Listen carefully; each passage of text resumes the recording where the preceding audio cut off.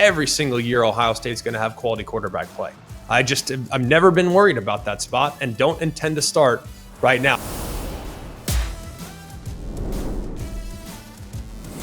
Hello and welcome in. It's always college football. Today is Monday, July 28th, and we're so happy that y'all are here with us because we continue on with our series of putting teams in tiers this year. We've done so already for the three Power Four leagues, the Big 12, the SEC, and the ACC, which probably means you're going to like today's show if you are a fan of the Big 10. We will go through the Big 10, all 18 teams, put them in tiers. Tier 1, national championship contenders. Tier 2, college football playoff contenders. Tier 3, the spoilers, teams that can be very dangerous in the league. Tier 4, teams that we think will go bowling. And Tier 5, teams with a lot of work to do.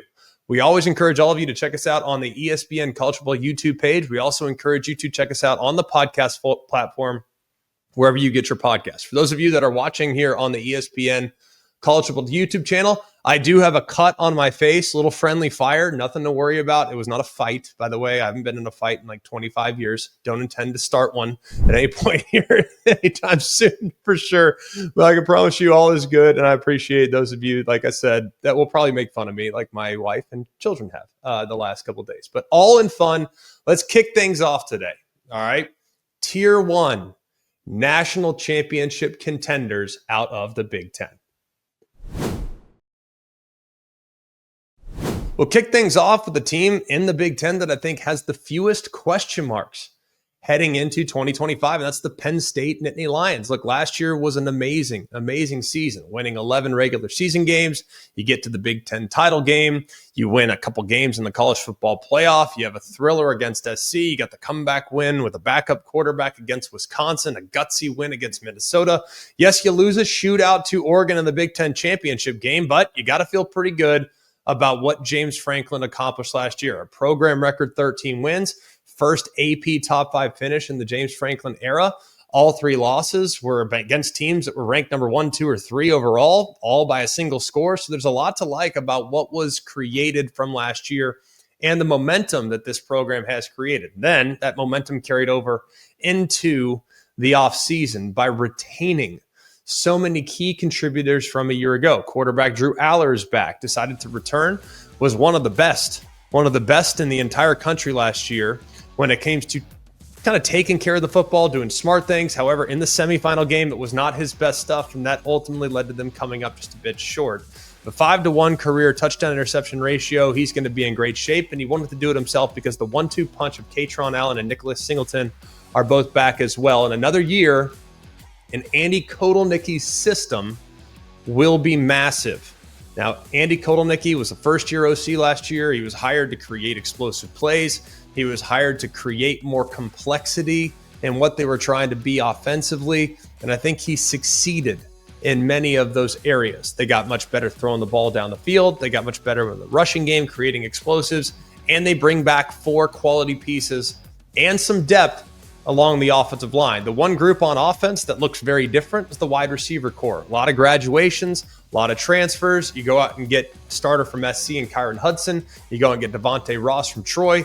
A lot of very, very vertical threats. And then you add Trevor Pena from Syracuse as well. Now, how do you replace Tyler Warren? That'll be almost impossible. You had over 100 receptions last year.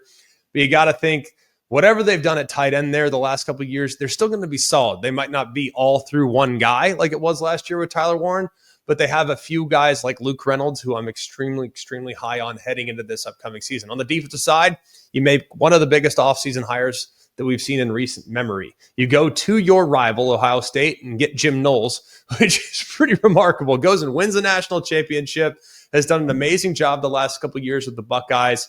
Now he's running the show for the Nittany Lions. You do lose some key pieces up front. Of course, Abdul Carter is gone. That's significant. But Denai Dennis Sutton's back. Zane Durant is one of the best defensive tackles in the country. Zariah Fisher has a chance to be rock solid on the end of the line of scrimmage. You do have to replace a couple of key pieces at the second level, but they have enough back in Dom DeLuca and Tony Rojas to make me feel quite good about it. They should be excellent on the outside, really solid in the back end. There's really not a whole lot that you need to be concerned about if you're looking at the roster and wondering, can they go and win the national championship this year? Much like Michigan 2 years ago and Ohio State this past season, it feels like Penn State is all in. And that all in has resulted in 2 national championships for the Big Ten the last 2 years with 2 different programs. Maybe it could be 3 for 3 if Penn State can get over the hump. You look at their schedule, some tough ones. They have Oregon that will come to them. It might be the toughest game on the schedule. They're at Ohio State, very difficult. They're also at UCLA, at Iowa, at Michigan State. Nebraska comes to them. They have some manageable games on the roster there, on the schedule there as well. But I think all signs point to Penn State absolutely backing up what they did last year, and in some cases probably improving year over year after what was a breakthrough season for James Franklin and co. Up next, the Oregon Ducks, also in Tier 1, a national championship contender, probably going to be annually in this new era that we're looking in. To make your Big Ten debut, to go run the table throughout the regular season, to beat Ohio State, to beat Michigan, to beat Penn State all in the same season, that's a difficult thing to do. To finish 12-0 for the first time since 2010, pretty impressive. And to win 7 of their 9 Big Ten games by at least 21 plus points, pretty good as well. I know it was not great there in the Rose Bowl, but you can tell that this program has been building tremendously with what Dan Lanning's done over the last few years. You based also kind of on player averages and who's getting recruited from elsewhere and some of the pieces that they decided to add in the portal. Everything looks quite good for the Ducks again this season. Look, quarterback is the big question mark offensively. Bo Nix 2 years ago, Dylan Gabriel. We knew what those guys were these last couple of years. And now all signs point to Dante Moore becoming the guy. He's a 5-star guy, started a couple games at UCLA a couple years ago, spent last year as the understudy to Dylan Gabriel. He's going to be challenged by Austin Novosad, but I still think this is a guy that has all the pieces in what should be a very quarterback-friendly offense for Dan Lanning and Will Stein, the offensive coordinator. If you look at what's gone at running back, there are some pieces to replace. However, I think they bring in one of the best backs in the country in the transfer portal in Mekhi Hughes from Tulane.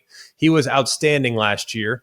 And over the last 2 seasons as a college player, he's gone for nearly 2,800 yards, including over 1,000 yards after contact last year. So this is a guy that can run through contact and create some problems. And when you pair him with Noah Whittington and Jaden Lamar, they should be in a really good spot there in the backfield. You look at the opportunities to step up at wide receiver, you still have some 5-stars there. Jarian Dickey, Evan Stewart, true freshman DeCorian Moore. They're going to be just fine, I think, at wide receiver, even in the departure of Tez Johnson and Terrence Ferguson. So I'm not concerned about what they have catching the football this year, but it might be a little bit more of a run-centric approach, at least early in the season, with some of the offense that they have and some of the pieces they have back at running back. There are a bunch of new faces up front along the offensive line, but I look at kind of what they were able to do in bringing in a guy like Isaiah World from Nevada, who's one of the top-rated transfers in the country. He should be plug and play there at tackle. Emmanuel Pregnon from USC. Both those guys played really, really well last year. And the interior guys, not concerned. I think this offensive line by season's end has a chance to be really, really good. You look at the defense, they have to replace a lot of starters, 9 to be exact. But when you look at the blue chips, you look at the recruits, and how many guys these last couple of years, when you watch Oregon defensively, yes, they have their starting 11.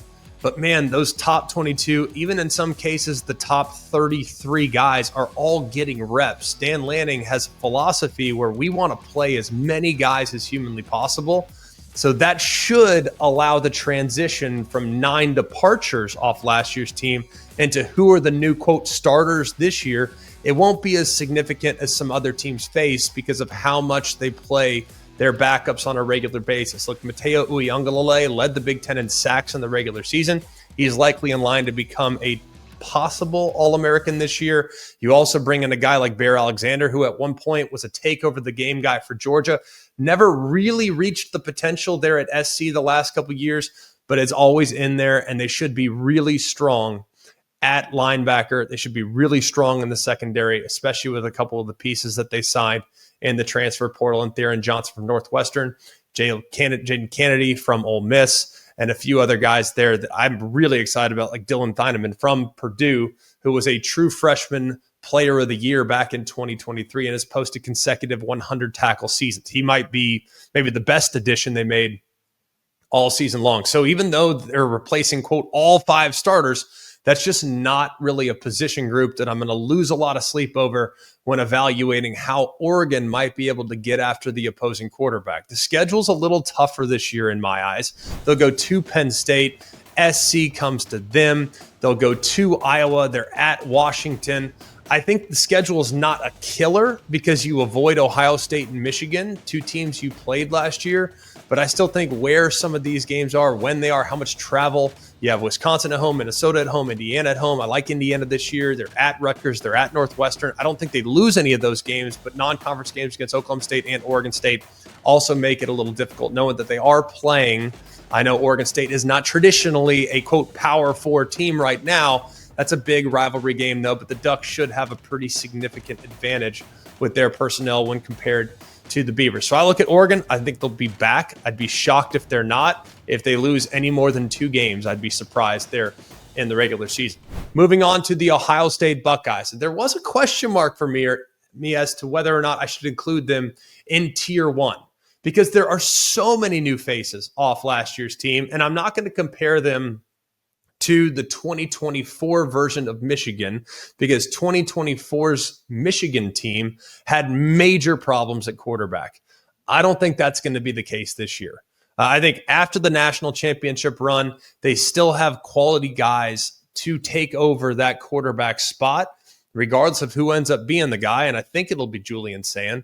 I'm not concerned about the supporting cast and the personnel they have at wide receiver, how they're likely going to be able to run the football, how the offensive line should fare. I think they're going to be just signed. So whoever ends up being the starter, like I said, I think it'll be Julian Sand. He should be well equipped with a tremendous supporting cast to go out there and probably not drop off much from what we saw from Will Howard last year. It all starts and ends with Jeremiah Smith, who's ridiculous. Probably the best player pound for pound in all of college football. Lived up to the name last year, and how he played in the postseason, that can kind of be the norm going forward.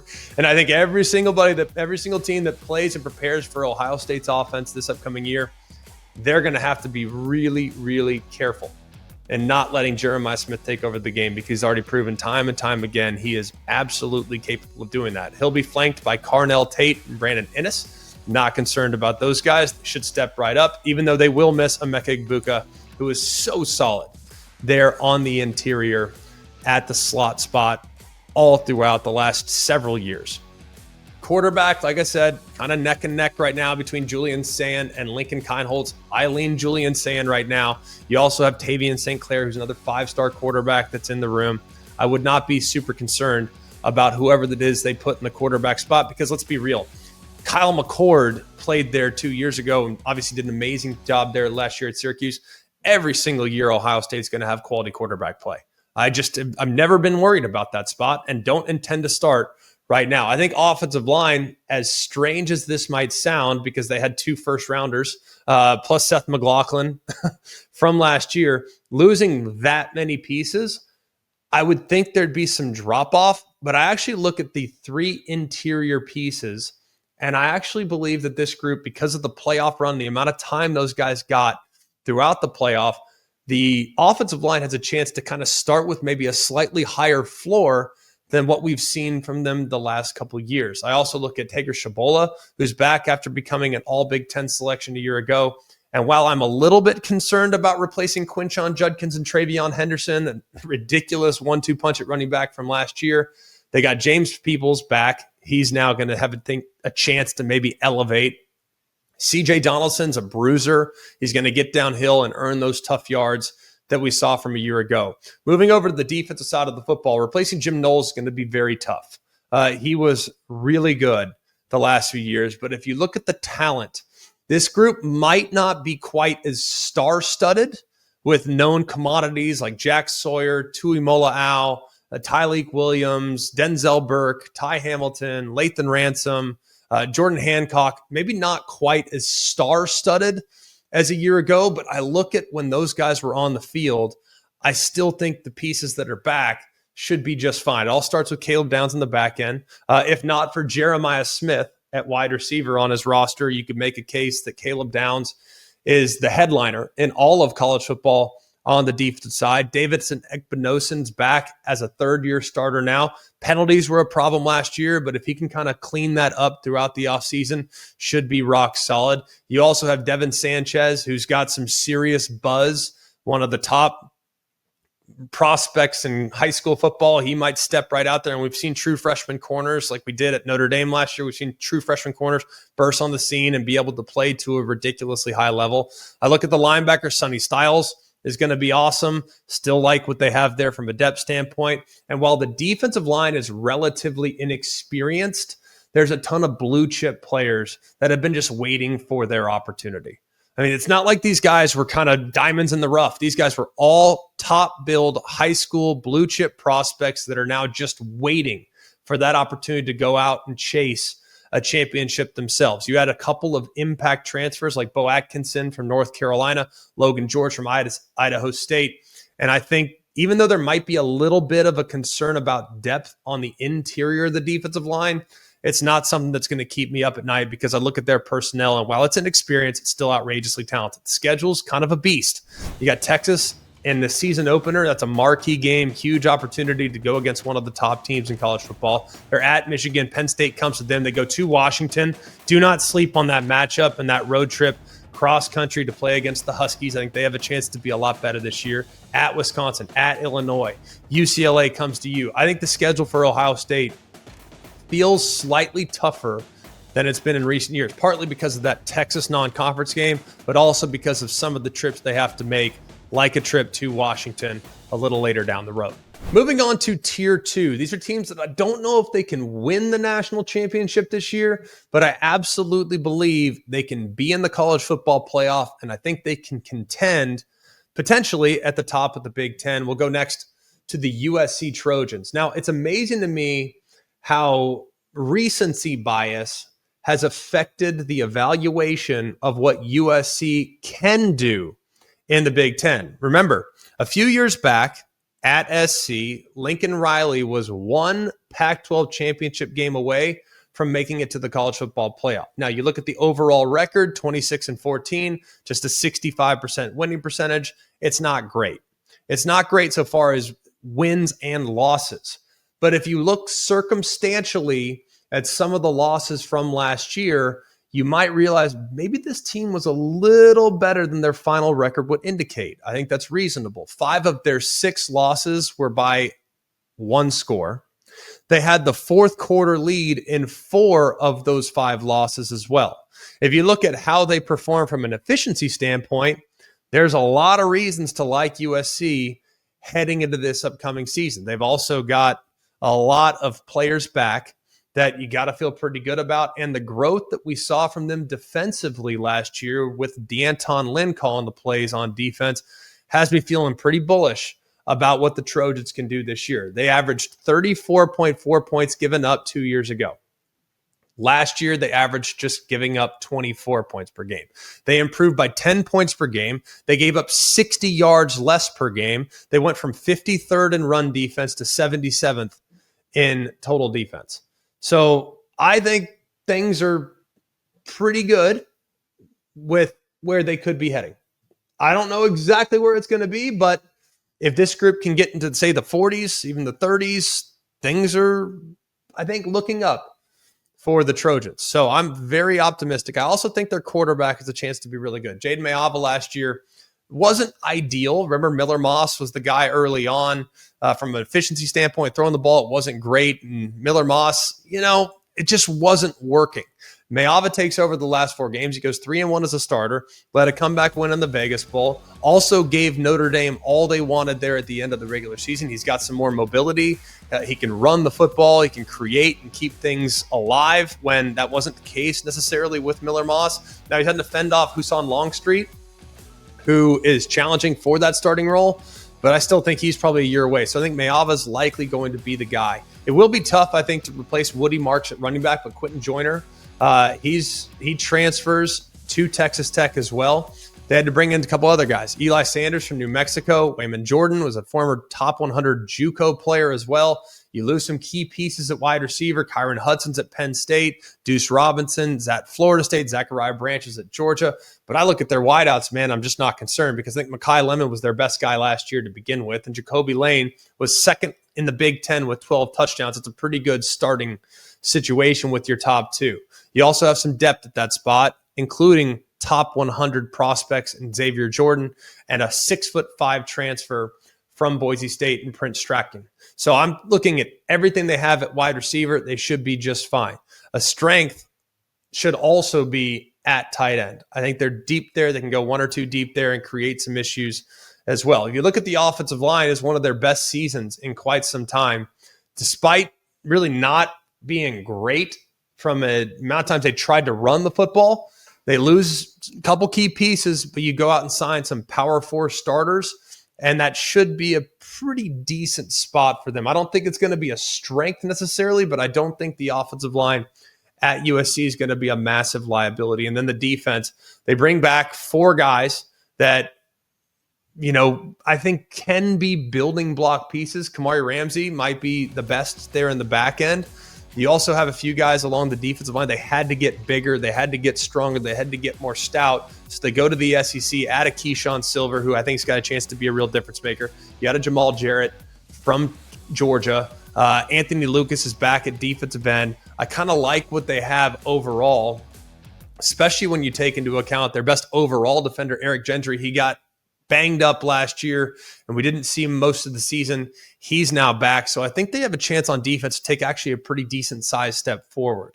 So I'm optimistic about SC this year. I think they're the sleeper right now in the Big Ten, but the schedule's tough. They're, of course, against Michigan at home. They're at Oregon. They're at Illinois. They're at Nebraska. They have that non-conference game on the road at Notre Dame. Iowa comes to them. You also have a couple of very tricky moments. This 4-game stretch where they're at Illinois, Michigan at home, at Notre Dame, at Nebraska. That 4-game stretch with those 3 of those 4 on the road, including 2 rivalry games, that's kind of the meat grinder, so to speak. So if they can get through that with a 2-2, 3-1 type record, they should be off and running here this upcoming season. Michigan Wolverines are next up. And if you look at Michigan, man, last year was kind of tough. We were a little bit bearish on Michigan going into last season. Did not feel great about some of the pieces that had to be replaced. Were concerned from the get-go about their quarterback spot. Thought Alex Orji'd be a little bit more capable throwing the football. Thought if it went with Davis Warren, he'd be a little better at protecting the football. It just never really materialized. You look at kind of how things went on, and they started to play a little better down the stretch. 21-point win as an underdog against Ohio State being the high point. You carry over some of that momentum by beating Alabama for the second time in the last 2 years in the Outback Bowl. So you finish the season with an 8-5 record when they're 11 games in, 6-5. You weren't feeling so hot. So they had to figure out what they're doing offensively. They go out, they sign Bryce Underwood. Flip him from LSU. You go out and hire Chip Lindsey, who is an offensive coordinator, is going to be able to not just be a little more advanced in the passing attack, but I think he'll do a pretty good job of creating run looks as well. You can expect more athletic personnel on the field. So I'm pretty optimistic about what this offense could look like relative to what it was last year. I think it'll be Bryce Underwood. He's the centerpiece. He enrolled early, participated in bowl practice, took all the reps in the spring. He showed off a ton of dual threat capabilities. He showed off a lot of playmaking ability. Now it's kind of about managing the game, and I think he's going to be just fine with that because I think they're going to lean heavily on trying to run the football. That's just what they've been for quite a while. Jordan Marshall looks like he's going to be in a really good spot to be the guy. Donovan Edwards and Chloe Mullings are gone. Justice Haynes transfers over from Alabama. So if you look at kind of that 1-2 punch with Marshall and Haynes, you might have a pretty good starting point with where they want to be. Now, you have a little bit of a transfer portal situation where Tyler Morris transfers out. You go out and you get Indiana's top guy from Donovan McCulley from a couple years back. They now switch places. Simaj Morgan should be good in the slot. Just hoping that some playmakers can emerge, maybe some young guys can emerge, because if they can, you should be in a really good place. You're going to miss Colston Loveland. He was, of course, kind of a do-it-all type of guy. But now Max Bredesen is going to be that piece to kind of build things around and setting and establishing the tone with what this group wants to be offensively. The group last year kind of took a bit of a step back when it came to running the football. That's, I think, got to be a huge point of emphasis along the offensive line moving into next upcoming season. You get 3 guys back that should help. You got a 5-star true freshman that might find his way into the starting lineup sooner than later. And then defensively, Wink Martindale. Of course, there's been some turnover at the defensive coordinator spot, but they did some really nice things against Ohio State. They did some really nice things against Indiana. They did some really nice things against Alabama in the bowl game. So if they can kind of play the way they did down the stretch defensively, you got to feel pretty good about what this group might ultimately become. Now, replacing Mason Graham, Kenneth Grant, and Josiah Stewart, very difficult. But if you look at kind of what they have coming back, Rayshawn Benny's going to be stepping up. Derek Moore's stepping up. You also signed a couple of top flight transfers in Trey Williams and Damon Payne from Clemson and Alabama, respectively. You will miss Will Johnson, but he was kind of banged up after most of the season last year. You have Zeke Berry, who's emerging as a star, potentially a corner, and a few other guys that you got to feel pretty decent about. And the linebackers return almost entirely intact. So you look at their schedule. I think the schedule for Michigan this year is relatively favorable. Now, you got Ohio State at your place. You're at USC, you're at Michigan State, and you have Wisconsin. That game's at home as well. You go to Oklahoma in the non-conference, which will be tough, but you get these 3 teams at home: Purdue, Northwestern, Maryland. All 3 of those games should be games that you should win. You're at Nebraska, Washington comes to you, you're at Rutgers, and you're home against Minnesota. I think the schedule for Michigan is actually quite good this year, so I wouldn't be surprised if we fast forward to season's end and Michigan is back in the college football playoff race. They're in the mix and they're in the conversation.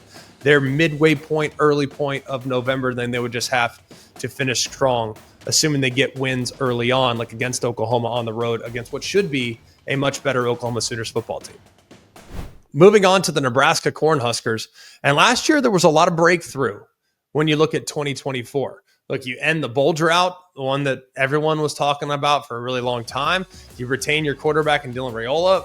Matt Rule, he's done a great job over the course of his tenure of getting teams to the next level in year number 3. They had some pretty impressive moments like the win against Colorado, the win against Wisconsin.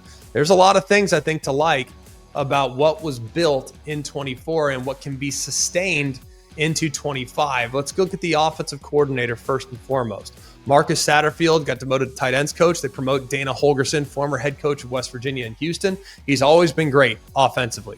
His performance against Wisconsin, 44 points, 473 yards, kind of sums it up. He is a guy that wants to spread it around. He's a guy that wants to get you in favorable situations and then run the football. He's also been great with quarterbacks in the past as well. He's got a 5-star guy in Dylan Raiola. Did a lot of really nice things last year. But I do think there's another level that his game can go to, and I'd be surprised if he doesn't get there. He did lose 3 of his top 4 wide receivers, but he brought in one of my favorite transfers in the entire offseason. That's Dane Key from Kentucky. He's big, he's physical, he's a good leader. He knows exactly how to run routes. He actually does a pretty good job blocking on the perimeter. You also bring out Isaiah Hunter from Cal, who was, I think, a pretty good player under the impression that he was a freshman last year. So pretty good spot to start looking at where things are going. You look at their running back room, not concerned about that. And then you look at the offensive line. There had been a long time where the offensive line hasn't really been very good. You lose a couple starters off last year, but you do return a couple full-time starters, and you bring in a trio of veteran tackles that are all coming back from injury. So if those guys can stay healthy, this might actually be a position of strength for the Nebraska Cornhuskers this year. You look at Tony White. He was their defensive coordinator last year. He ends up going and taking the job at Florida State, but they decide to kind of keep things going in that same direction by promoting John Butler from within. He also longtime mentor and Phil Snow is going to kind of serve as an associate head coach. The front kind of needs to be a little bit revamped. The entire starting defensive line is gone, but the next group up, all highly regarded prospects, and they also landed one of the top defensive line transfers in the 2025 portal in Williams Amwari from Missouri. They lose 4 linebackers from a year ago, but I still think that has a chance to be a group that's going to be solid, especially within the style of defense. They bring back just about everybody in the back end defensively, all of which are veterans, all of which are entering into their senior season. So that's a really good place to start with a lot of veteran leadership there in the back end. Let's go to the schedule. Penn State at home, SC at home, Michigan at home. Pretty good spot to start. You get their three, maybe your toughest games are all at home. You go to UCLA, to Minnesota. You get Iowa at home, Cincinnati's at home. I think this team has a chance to have a really nice record, but they got to play well there in Lincoln. If they can play well in Lincoln and pull off a couple upsets, they could very well find themselves in the mix with the Big Ten race on the line there towards the middle or back end of the schedule.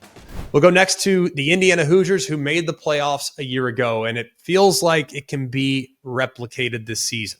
Last year was a dream season. There's no denying that.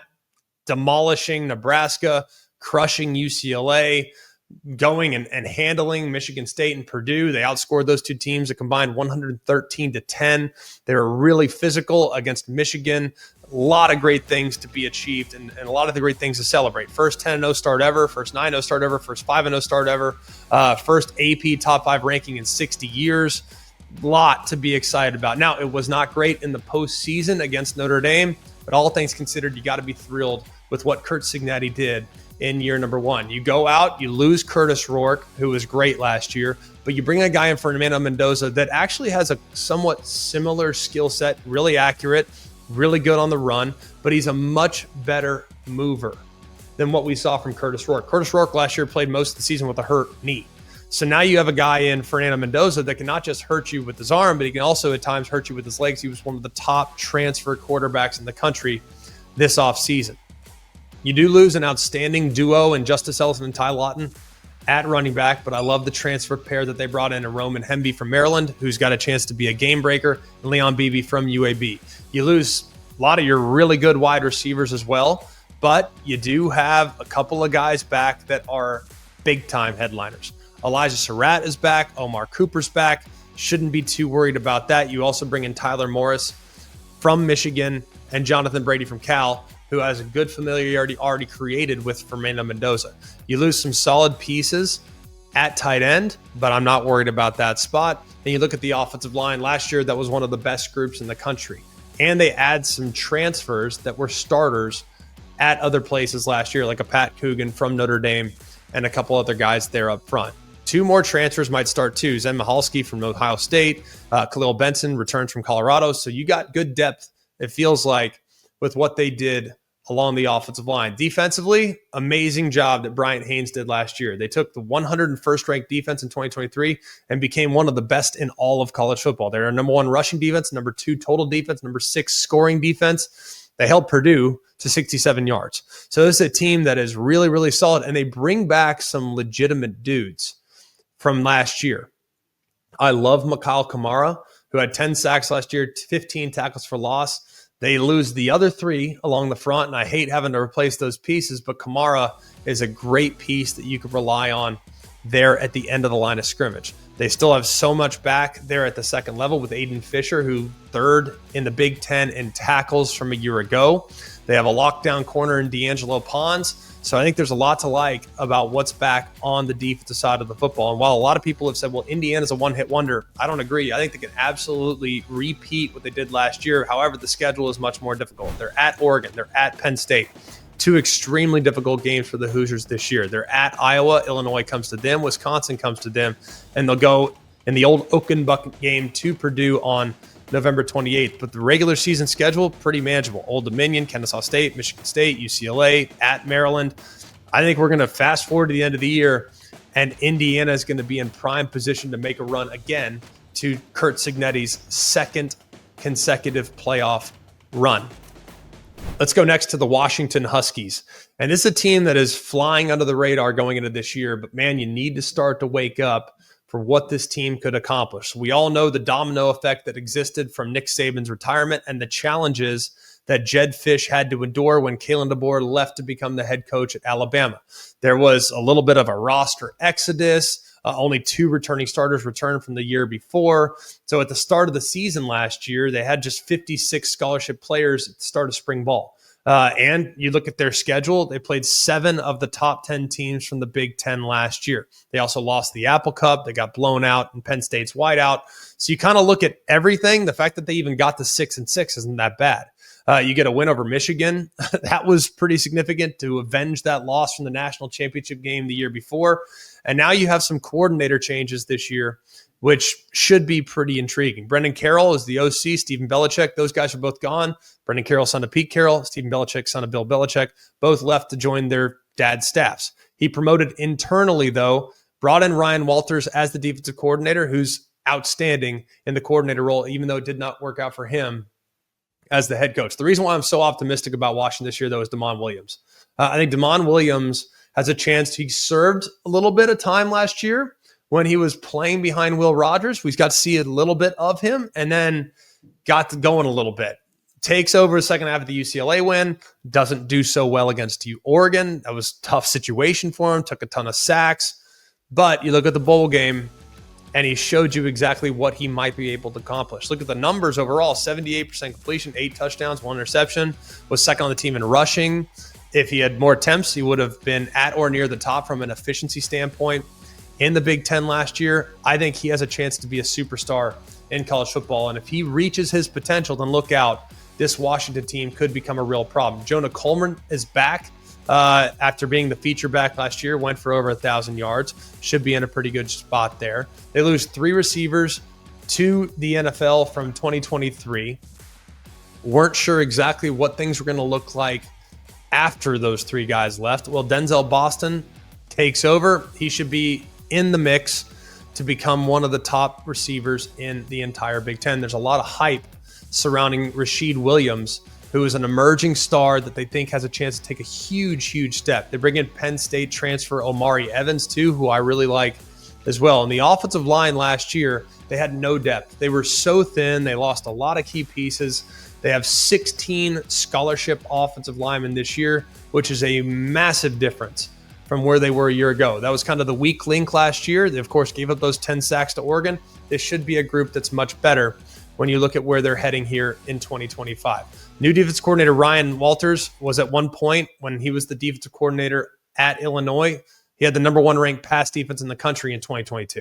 So this guy knows what he's doing. This should be pretty stable. This group kind of across the board. You do lose some key pieces on the second level, which will not be easy, but they added a bunch of transfers along the front. They also have, I think, pretty decent setup. They lose a couple starters there in the back end defensively, but they have a couple pieces back that showed some real signs, including adding Takario Davis from Arizona, who was an all Big 12 player a year ago and has great length at the position. I think the record last year was not reflective of what this team could be this upcoming year. I think you get a second-year coach bonus boost from Jed Fish. I think the schedule goes from being one of the hardest to one of the most gettable. They draw just 5 of the Big Ten's bottom 8 teams, so that should be really helpful. They do get Ohio State, but that game's at home. They're at Michigan on October 18th. That'll be tough. They also draw Oregon in the final game of the regular season. They'll go to Washington State in the Apple Cup. They'll go to Wisconsin. They'll go to UCLA. Then you look at the rest of their schedule, it's kind of gettable. You get Illinois at home. You get Purdue at home. You get Rutgers at home. So I think things are kind of lining up right now to allow Washington to slip into sleeper mode here if Damon Williams at quarterback can take that next step. We'll go next to the Illinois Fighting Illini, who had an amazing year last year. 10-win season, only the 5th 10-win season in school history, their first 10-win season since 2001. They finished the season by beating South Carolina in the Citrus Bowl, and I think that was a South Carolina team that a ton of people had a lot of respect for, and what they did in that game, they just used a bunch of offensive line, and they just went absolutely hammer time with the barge formation just pounding away at that South Carolina front. Barry Looney at offensive coordinator has been amazing with what he's done the last couple of years. He brings back 8 starters, including quarterback Lute Altmaier, who made some significant strides last year, especially on the deep ball, especially on the intermediate passing attack. He also improved with some of the pressure stuff. He had a better plan when the ball was snapped. Does need to take care of the football a little better. Does at times kind of put the ball on the deck. He needs to do a better job of getting the ball out from time to time. You got to believe that his best football might be in front of him if he can continue to build upon what they did last year. They bring back a running back by committee approach. You got to feel good there. And the entire offensive line from 2024 returns, including their left tackle, J.C. Davis, who we didn't know was going to be back. He now is. Here he is. He's back and he's good to go. The biggest question offensively is how do you replace the outstanding wide receiver duo of Pat Bryant, who was an All-American, had 18 yards a catch, and Zachary Franklin, who had 109 catches. That guy was really, really good. So they might move into a little bit more of a run-happy type of team, kind of a group that's going to kind of lean on the running game, which is perfectly fine because that'll only help their defense, which returns 11 starters. 8 from the 2024 team, and then you bring 3 from Wisconsin that all started last year under Luke Fickell's defensive staff. They did a great job reloading after losing Johnny Newton and Keith Randolph at defensive tackle the year before. This year they lose a couple pieces, but nothing crazy along the front. They do lose Seth Coleman at the back end, or in the middle spot, but to fill Coleman's spot, they go and get Leon Lowry from Wisconsin, who was really productive 2 years ago, and here's hoping he can get back to that. But you bring back the front 7 mostly intact. Now the secondary is back all throughout. They're a top 40 pass defense, one of the best in limiting explosive plays last year. All those guys are back this year. So you should feel pretty good about what they do in the back end. The schedule should be kind of interesting. You got Ohio State at home, you got SC at home, you're at Washington. Okay, those are 3 very difficult games, probably the 3 toughest games on the schedule for the Illini. They also go to Duke. That's on September 6th. That's kind of an early non-conference game against a Duke team that won 9 games a year ago. They're at Indiana. They're on September 20th. Tough road trip at a place that has a chance to have a great season as well. And they're at Wisconsin as well. Remember, a lot of those new defenders that will be starting for Illinois this year, they played at Wisconsin last year, so a bit of a homecoming for some of those guys. But notable omissions from the schedule this year. No Michigan, no Penn State, no Oregon, no Nebraska, no Iowa. The non-conference schedule is also pretty gettable as well, with game against Western Illinois, Western Michigan, 2 teams that you should handle. You're on the road at Purdue, Rutgers at home, Maryland at home, Northwestern at home. I think you look at everything, Illinois has a real chance to repeat what they did last year, maybe find their way back to 10 wins again. Now into Tier 3, these are spoilers. Teams that we don't think can win the Big Ten, but they can certainly play a role on what the season looks like. We'll start with the Minnesota Golden Gophers. Last year, a bit of a roller coaster, some positive moments, some moments that weren't so positive. So they've kind of transformed their offensive identity. They've looked and kind of gone in a slightly different direction. Coordinator stability has been a little bit of a challenge. Defensive coordinator Corey Heatherman now goes to Miami. They've lost a bunch of coordinators the last couple of years. So here's hoping they can find some of that stability here at some point very, very soon. As far as the offensive strategy, they went a little bit more towards the portal this year on offense. They added 8 transfers. That class is among the top 30 in the sport, which should be really helpful. The scheme shift where they went from more of a throw it to more of a run it, they felt like they had to do that a little bit because of the offensive line challenges that they experienced at times last year. You look at the quarterback situation, Brosner has now passed the torch to true freshman Drake Lindsey. So I think a lot of people are very excited about what Drake Lindsey might be. You look at where things are at running back. Darius Taylor's back. He's now back his 3rd year. They lost the other 4 running backs to the depth chart, so they had to go to the transfer portal, add a few pieces there. They lose Daniel Jackson from a year ago. There'll be a bunch of transfers coming in like Logan Loya from UCLA and some top 200 recruits that are coming in from Nebraska and Penn State looking for a breakthrough there. The offensive line, bit of a performance dip at times last year. Didn't love how they played from start to finish, but for all intents and purposes, that should be an okay group going into this year. We'll see exactly how it goes. They'll miss Corey Lindenberg badly on defense. He was all over the place. So him no longer being there as kind of the eraser at the second level will be difficult, but the good news is they bring back both defensive tackles, and they have a couple pieces on the outside that they're going to have to figure out because right now they lose 2 of their best guys from a year ago. You lose 2 corners and their nickel, but the safety room should be really, really solid. So you look at kind of what last year was, bit of a reset on offense, a lot of star defenders back. This is kind of a big year, I feel like, for PJ Fleck, where he can play the spoiler. And there's a lot of opportunities to play the spoiler, by the way, at Ohio State, at Oregon, at Iowa. Those 3 teams I all think have a chance to be rock solid this season.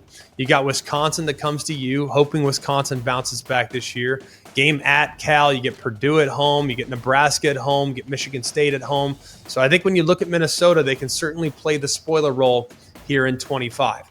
We'll go next to the Iowa Hawkeyes. And this has been a team that has kind of adapted a little bit these last couple of years. They wanted to control the pace. They wanted to win field position. As a result, you did not always get the most exciting offensive style of football, but I really kind of liked some of the adjustments that they made offensively last year. They nearly doubled their scoring average and had a bit of a record-setting rushing attack. However, as a result of that offensive surge, the defense took a slight step back and it led to an 8-5 record. Cannot overstate what Tim Lester meant to this team. He made an immediate impact last year in the run game.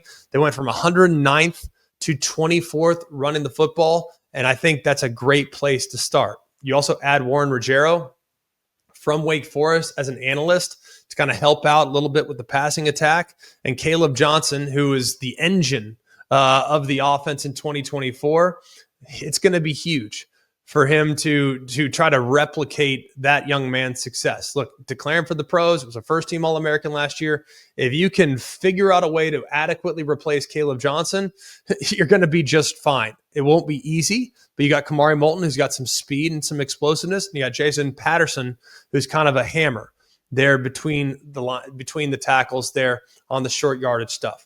Be interesting to see exactly what the quarterback situation looks like, because they go out and they sign Mark Gronowski, who is one of the best players in the FCS. He was at South Dakota State. He won the Walter Camp Player of the Year, which is the FCS Heisman 2 years ago, was a 4-year starter, won 2 national championships, and brings a record as a college starter of 49-6. His stats were outrageous. He also had a ton of rushing yards. So this could be an offense that reverts a little bit away from the traditional run game to more of a quarterback-centric approach. Now, he missed spring ball, but everyone's expecting him to be back. He should be just fine. The wide receiver room remains a bit of a question mark, kind of always is, and they'll miss Luke Lachey there at tight end. Phil Parker is always going to be one of the best, and I would not expect anything less. He's going to be great again this year, even though the numbers last year did not necessarily live up to the expectations that we've seen in the past. The pass rush was a little bit down. The secondary didn't quite play as well as one would expect. They lose a couple key defensive linemen, a couple top linebackers, 3 defensive backs. So there's a little bit of a reload needed in a few different places, most notably with Jay Higgins departing there, the All-American linebacker from a year ago. Cooper DeJean, of course, was missed last year as well. Now you're kind of looking at a bit of a rebuild, but as long as Phil Parker's there, I still think defensively they're going to be sound, they're going to be stout, and they're going to be super physical. This is going to be a bit of an offensive-centric football team, though, if Mark Gronowski is the guy we think he is transferring down from South Dakota State. Really tough schedule, considering what they've seen in the past. You have a brutal game against Penn State, against Oregon, and against USC on the road. That Oregon game and then USC on the road back-to-back. You also get the Cy-Hawk Trophy. That game's on the road. You also have Wisconsin on the road, Minnesota at home, Indiana at home. So a very difficult schedule for Iowa this year, which is why I don't think they're necessarily going to be in the mix for the Big Ten championship, but I would not be surprised at all if they knocked off one of those conference championship contenders. We'll go next to the Wisconsin Badgers, and they're trying to reset who they are. After trying to kind of go in a different direction offensively, it just never worked. Last year, they started 5-2, then they had a first 5-game losing streak in nearly 25 years. So if you look at the 5-7 record, they had 22 straight years without losing regular season, 22 straight bowl appearances. Now it's time to kind of get back to who it is they want to be, and it starts really with the offensive side of the football. Phil Longo was hired a couple years back. It never worked out. He was fired in November. Jeff Grimes has now been hired. He's been at Baylor. He's been at BYU. He's most recently at Kansas. He has long been considered one of the better offensive minds in college football. He's going to run the football, which I know will be a welcomed aspect of this offense that's kind of been missing the last couple of years as they try to kind of morph into a little bit more spread. That's not going to be who they are this year. That's not who Jeff Grimes is. But he did go out and pick Billy Edwards from Maryland to be his starting quarterback this year. I'm really, really curious to see exactly how it's going to work out. I love the mobility. Yeah, he's got some move. They're going to use some quarterback run. Now it's just some accuracy stuff that you want to see him take the next step. And if he should be in really great shape. Have kind of a trio of backs there in the backfield. And you look at the wide receivers, You have a couple of returning guys that you feel pretty good about, but you go out and get Will Pauling from Notre Dame, CJ Williams from Stanford. Those guys have now transferred out. That's where they went, excuse me. Notre Dame is where Will Pauling went. CJ Williams went to Stanford. So you go out and you have to backfill by going to get Jaden Ballard from Ohio State, who was at one point a top 100 prospect on the Buckeyes roster, but just never really got that opportunity. And it sounds like Ballard's a guy they're really banking on to take a huge step in this upcoming season. If you look at the offensive line, that group is pretty average along the offensive line. You lose a couple of key pieces, but you do return your center and a right tackle and a guard. So that's a pretty good spot to start. You bring in a couple of top 100 transfers. Those guys will be in the mix, and you should have some depth there with Emerson Mandel as the sixth man there on the offensive line. The defensive performance has been a little bit overshadowed because the offense just hasn't been very good whatsoever, but this is a group that traditionally has been very, very good. It was not what we've come to expect these last couple of years. Here's hoping they can get back on track and figure out, all right, can we get back to playing a high level defensive football, especially in the front seven? They go out and get a ton of transfers along the front seven. That should be really helpful. The linebackers need to play a little bit better last year. They did not play anywhere near as well as we've come to expect. They should be really strong at corner, but they do have a couple things to iron out there in the back end. So you look at kind of where things are. This is a really difficult schedule for Wisconsin this year, maybe the toughest in all of the Big Ten. At Alabama, at Michigan, Ohio State's at home, at Oregon.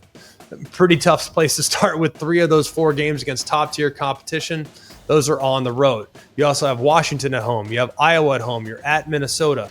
Very difficult. You also get Illinois at home on November 22nd. So if you look at the stretch in October, at Michigan, Iowa at home, Ohio State at home, at Oregon, that's probably the toughest October in all of college football. And if they can get through that, they should be in a pretty good spot. Man, that'll be tough sledding for sure for the Wisconsin Badgers. We'll go next to Tier 4. These are teams that we expect to get to the postseason. We expect them to be bowl bound, but what will they be able to do? Michigan State, I love Jonathan Smith. We'll continue to love Jonathan Smith, and they kind of hit rock bottom a couple years ago. One of the worst programs in school, one of the worst seasons in school history. But you got to think this group is going to be much, much better here in the years to come. Aiden Childs, he's the centerpiece. He's their quarterback. He was a 5-star guy. Seems like it's time for him to take the next step, and maybe this will be the group that can do it. They were one of the worst offenses in the country 2 years ago. Last year, it wasn't a whole lot better. This is a pretty significant transition, and you would hope that this is a year where you can get that second-year jump from what we've seen from Jonathan Smith in the past. Like I said, Aiden Childs, he's the straw that stirs the drink. As a true freshman at Oregon State, there's a lot of things to like. Last year, there were some parts of his game that you appreciated. He was willing to stretch the field, but he's got to be better from a situational standpoint. He's got a big arm. He can throw the ball down the field. He's pretty elusive. His ability to scramble could be a big difference. You got Nick Marsh back at wide receiver. That's massive. You got Jack Veiling, who was an all Pac-12 player at Oregon State a couple years ago. So those are your 3 pieces that you're going to be building around. You got a lot back along the offensive line as well. If you look at the defense, they have not been quite the same. That's going to be one thing that they really have to figure out, because you lose some real star power in the front 7 defensively. And if they can get that star power back, then Michigan State maybe has a chance to make a little noise, maybe knock off some of these teams that have high hopes this upcoming season. They go to SC, Penn State's at home, Michigan's at home, at Iowa, at Minnesota, against UCLA, at Nebraska, Western Michigan, Youngstown State both come to them, and then Boston College comes to them as well before they go to Indiana on October 18th. So very difficult spot. They are the sole team in the Big Ten in Tier 4 where I think they'll go bowling, but beyond that, it's going to be hard for me to envision a significant surge. Now in Tier 5, these are teams with work to do, and it's just hard for me to envision right now this team's playing in the postseason. I hate saying that, but man, it just kind of looks like that's where things are for these next 4 teams. Let's go with the Rutgers Scarlet Knights. Not great at times last year. Ethan Kaliakmanis is going to be in a position to hopefully be quite a bit better. You go out and you get Rob Smith, the defensive coordinator. He's been around Greg Schiano for a very long time, so there should be some familiarity there. The schedule was favorable last year, not the case this year. Now they play 6 of the top 10 teams in the Big Ten. So it's hard for me at this point to feel great about what Rutgers might be able to accomplish this year, especially knowing they finally lose those workhorse running backs that they've been relying on for quite some time. Next up is UCLA. And if you look at last year, first 6 games, not good at all. Last 6 games, there was a lot of growth on really kind of both sides of the ball. You pick off 3 wins against bowl teams in Rutgers, Nebraska, and Iowa. You narrowly pull the upset against SC. So there's a lot of things to kind of like about what could be heading for UCLA. New offensive coordinator Tino Sinceri. I absolutely love this hire. I love that they went out and got Nico Iamaleava. Nico Iamaleava did an amazing job at times last year for Tennessee, but there are also a lot of things that he missed. He's got to take a big step this year because the supporting cast is one that I'm not super familiar with. A lot of new faces, a lot of new pieces, and then defensively lose some of their best players from a year ago. The schedule is also a beast. Penn State, at Ohio State, at USC, Utah in the non-conference, Nebraska, Washington, at Indiana. The schedule is really, really difficult. And don't lose sight of the game at UNLV on September 6th. That could be a much tougher game than people probably want to point to right now. We'll go next to Maryland Terrapins, who, as of this moment, it's hard to feel great about. Pep Hamilton's there as Mike Loftley's offensive coordinator. That's helpful. They've just had so many guys leave.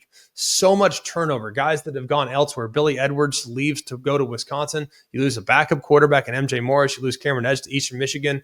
You go and you just have so many new pieces. You lose Ty Felton. It's impossible right now to know exactly what things might look like. And on defense, you got to replace 10 starters. They were 1-8 last year. So at this point, it's hard for me to feel great about what Maryland might be able to do this year. We'll go next to Purdue, one of the worst seasons in school history. Go out, get Barry Odom, trying to kind of reinvent what Purdue is by using the UNLV blueprint that he used with success last year. He's been around a lot, but a quick turnaround does not feel likely.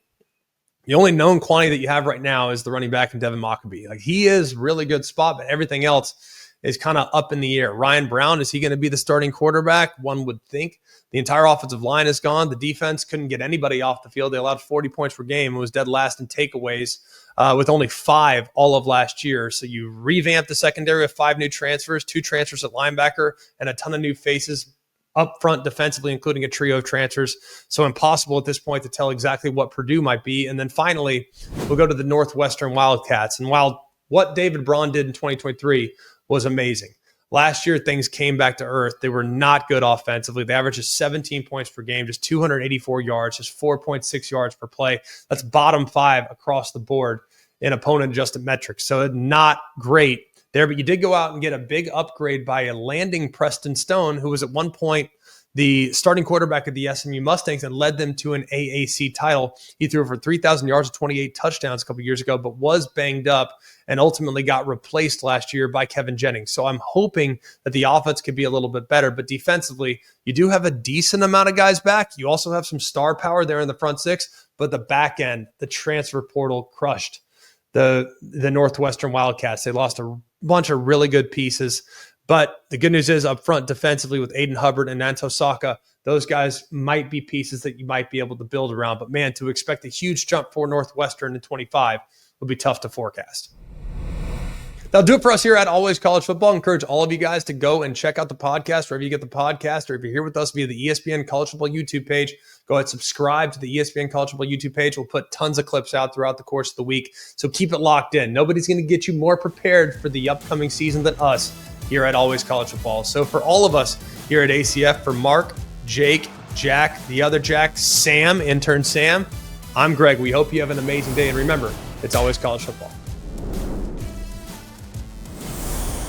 Hey guys, it's Greg McElroy. Thanks for watching Always College Football. Make sure you like, rate, and subscribe to ESPN's YouTube channel and wherever you listen to your podcasts.